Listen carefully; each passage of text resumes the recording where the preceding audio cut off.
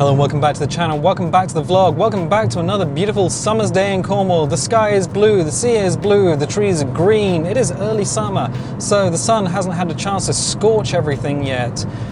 But we have a vlog to do, and I've been on Reddit. I've been on Reddit quite a bit, and one of the things that keeps coming up on the NSFW category is, well, there's a lot of questions, and guys asking girls and girls asking guys, and they all seem to come down to the same thing, and it's basically, what floods your basement? And I'm like, that's an interesting question, because it's not something that people tend to talk about, at least not in the United Kingdom. Everyone seems to be chaste and reserved unless you get a few pints into people, in which case, well, the pants come off. But I was just like, let's think about this scientifically, because I am the science boy. So I came up with a scale, and I was like, Wuthering Heights, maybe we should use the Heathcliff scale. And I was like, wasn't Heathcliff a bit of a butthole? So we'll use the Mr. Darcy basement flooding scale. And then I thought about it a little bit more, and I was just like, so what, like, things that you notice about another person would flood your basement? And I'm like, okay, well, nothing physical, because physical attributes are something that people can't change. So let's leave it to all the things that people can change. And at this point in the vlog, if you're like, this is getting a bit weird, I'll bid you adieu and join you on the next one. However, I'm still here, so, you know, we got to do this. So yeah, I was just like, okay, we could probably break it down into some categories. What about things like clothing? Okay, hair and makeup. Okay, what about things like voices, accents and things? But people can't change that. Oh no, people can change that. And then maybe a bonus round. And I was like, yeah, okay, that seems fairly straightforward. Because those are the things that people can absolutely change. And I was just like, okay, the obvious one is, what if you see someone and they're in a French maid's outfit? And you're like, oh, well, okay, that makes sense. But if someone's already in a costume such as the French maid, you can already assume the basement is well and truly underwater. And that's not quite something that people are going to be wearing every day or casually. So I'm just like, let me think about it. Okay, what about bustle and bustier? What about Victoriana? Yeah, I mean, if someone's gonna rock out a full-on 10-pound dress made of like bows and lace and all the full-on Victoriana, you're gonna take notice. You are absolutely gonna take notice. It's not something that happens outside of Ren fairs though, and I'm assuming that's more of an American thing. I guess steampunk would also fall into that with the corsets and things.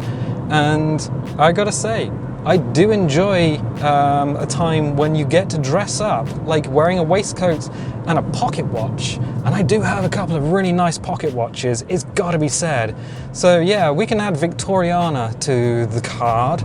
And I was like, okay, what else? What else is there? And I was like, well, a lot of it is just kind of straightforward stuff.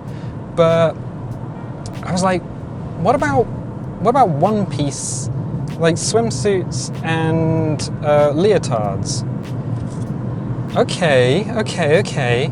Specifically the competition type of one-piece swimsuits and competition types of leotards. And I'm like, yeah, okay, that is definitely basement duty stuff right there. And I can explain before everyone's like, no, I'll explain.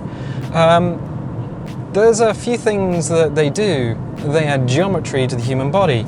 They also add color. And there was probably an event when I was a wee nipper, back in school, back when everything was all Oliver Twist, and we were all like, please sir, can I have some more? Like, I just remember vaguely sitting in class, all the boys in their gym shorts and t-shirts, and the girls, for whatever reason, came out in leotards, and for the first time you were just like, oh, these people are different. So yeah, I guess from a design point of view, the competition swimsuit and the competition leotard definitely going to turn on the sprinklers there. And I guess there's also like an implication of fitness as well. And I do like fitness. So yeah, I mean, let's throw those into the mix. So as far as clothing goes, anything out of the ordinary, and anything, I guess, along the lines of swimwear, maybe? That's definitely Mr. Darcy's fire extinguisher. Your basement's getting wet, but you're a little bit worried about the fire retardant chemicals and what the neighbours will say. So I was like, okay, cool. That's a couple of things that, you know, push particular buttons, and it's going to be different for other people. I can almost guarantee that. When it comes to like hair and makeup, I was like, what else? Oh, hair and makeup, that can be changed quite easily, usually. And I was like, okay, so hair color doesn't really come into it. People have whatever they have. Some people color their hair and it looks really nice. Some people don't and it looks really nice.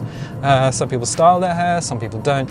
I think as long as it's clean, I think, like for me, clean is definitely a thing, which probably ties back into the idea of swimming is also clean.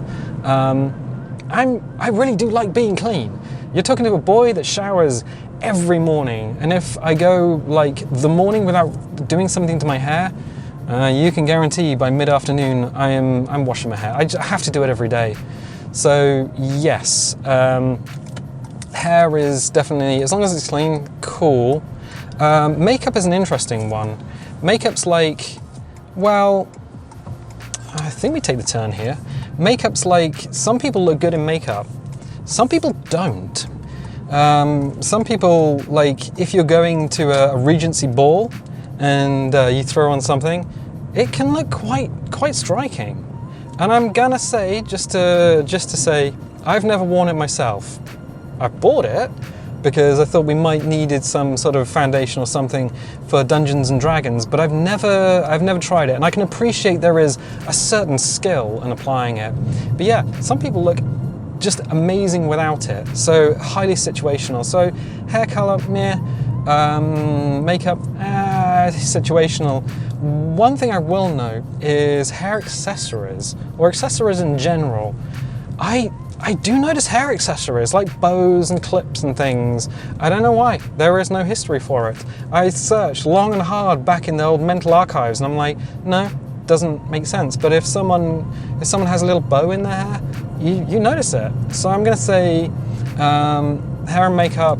If you got accessories, it's Mr. Darcy's teacup of water. Your basement's not in danger of getting soaked, but you may need to change your socks. And then I was like, well, what about accents? Because some people do like a good accent. I have an Oxford English accent, with some American words thrown in. As my sister pointed out when we were on holiday in Sweden, she said, you speak American. And I'm like, no, my accent is Oxford English. My darling sister, we both have Oxford English accents. And she's like, yes, dear brother, but you use a lot of American words, like candy. And I was like, oh yes, I do use candy because it's much easier than saying sweets. It's just a nicer word. And I do use things like sidewalk and gas for the car. Oh, sister, maybe we should throw horseshoes at the neighbours. No, yeah, accents, highly situational. I gotta say that I do like a foreign accent. And when we say foreign, like even just a Texas, but like a Texas accent, the little y'all that people say, if it's a genuine accent, then I can fully get on board with that. I'm just like, yeah, I do like a nice accent. Irish, I mean, as someone who is an Irish national, the Dublin accent is quite nice. European accents, German, people think German is a very hard language, but no, it is a very soft language. It is, there are no hard edges to the German language. The only time where you will hear a hard edge to a German language is if someone is like mimicking the accent, but like really just going to town on the consonants. But yeah, I do like a nice soft accent. There is a red flag though, a huge red flag, 2 red flags in fact. Vocal fry. That's what Los Angeles Valley girls use. I don't know where that comes from or why people affect it. And it is an affect, and that is something you can change. So that's the changeable part of the accent. Yeah, vocal fry, that's the croaky voice that people put on, and I just don't understand it. I don't understand why you would do that croaky Valley Girl Los Angeles voice. It doesn't make any sense.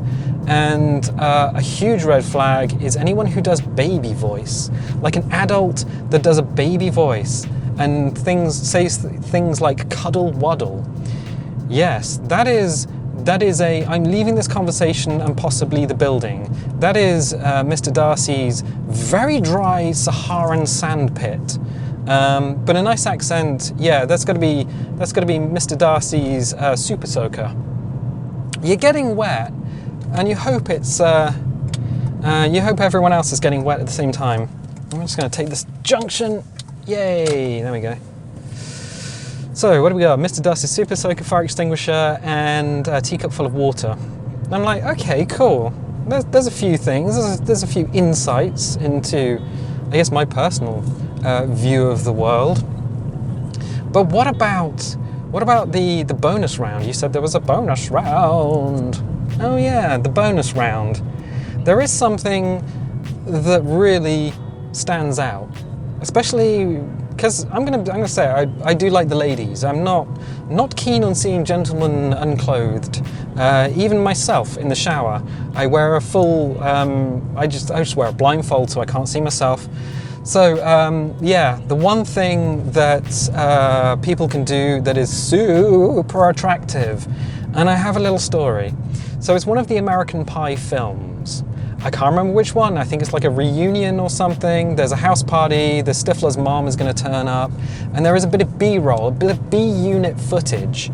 And it is just American actress Alison Hannigan, and she walks out to a car in a pair of jeans and t-shirt, gets in, and it's like a 90s Honda or something, or Scion. It's something just like, it's not even like a decent car.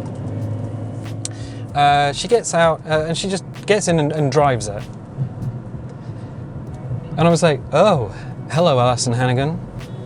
That's a very nice car you have. What was so interesting about that? Well, I happen to know something about the way you film, especially like principal unit and B unit. So B unit is reaction shots, and that is like B-roll, and that is just anything that couldn't have been caught during principal photography. But if someone sticks a film crew in front of you, if you happen to be a walk-on extra on a set, and you have a camera, and you have a director, and you have like sound people all around, and they just say walk from one side of the set to the other, you'll probably forget how to walk. You'll be super awkward. So what was it about that scene that really said something to me? And I'm like, it's confidence. But it's confidence without arrogance. It's confidence without ego. And I think confidence is super attractive. Confidence without ego, without arrogance. When you're just doing something and you know you can do it, and you can demonstrate to other people that you can do it. I don't know what it is. Jeans and t-shirt, just driving a car around. I was like, yeah, that is super attractive. Why? Couldn't tell you. I just couldn't tell you. But it was, yeah, I think that's definitely something that should be up on the card. So the bonus round, that's Mr. Darcy's Halon fire extinguisher. The basement is flooded and possibly uninhabitable for a little while afterwards. So yeah, definitely confidence is the way to go. So everything else can be said, it's set dressing. But yeah, personality. It's personality you can change, and it is something you should consider. That is a very shiny pink car that we just went past. Okay. Yeah, so all things that you can change. Clothes you can change, hair and makeup you can change, your accent or choice to do a Valley Girl accent you can change, and you can absolutely, yeah. And it, as someone who has anxiety, yeah, seeing other people have confidence doing things, and it's just like driving or walking or riding or just anything like that, is yeah, that's where we are in the world. So Mr. Darcy, the Mr. Darcy scale I think was quite good. I was going to do Wuthering Heights, Heathcliff and Kathy, but yeah, bit of a tempestuous relationship there. I couldn't work it into a scale. But Pride and Prejudice, definitely always a fun one. So I'm going to leave it there for the time being. If you like this, definitely leave a little like, leave a subscribe. If you have your own opinions, drop them below. Keep them clean, because, you know, that's what we've been doing. We've been using euphemisms. Euphemisms, UFOs. Yeah, we have. Click the little bell if you want notifications. Don't click the little bell if you don't want notifications. And I tell you what, I'll catch you next time.